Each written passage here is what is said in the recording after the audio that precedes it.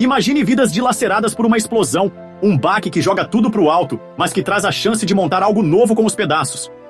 É a jornada cheia de amor, drama e recomeços de Mehmet Kadir, um professor de literatura querido em Hatay, e Fatima Nur, professora de música presa num mundo que não lhe pertence.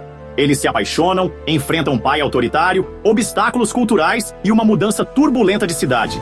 Tudo temperado por alunos jovens sedentos de esperança.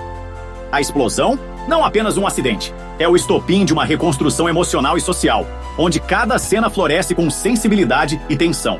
Bem-vindos de volta ao canal, onde a gente mergulha de cabeça nas séries que bagunçam o coração e a mente ao mesmo tempo.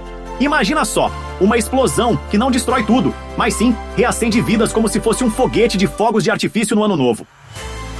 Hoje, vamos falar desta pérola turca, que vai te deixar com o peito apertado e os olhos grudados na tela. Se liguem nessa saga turca que arrebata corações, Deli Gönül, com 3 títulos que brilham em cada idioma.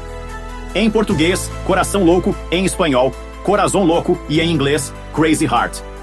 Quer saber mais? Vem comigo!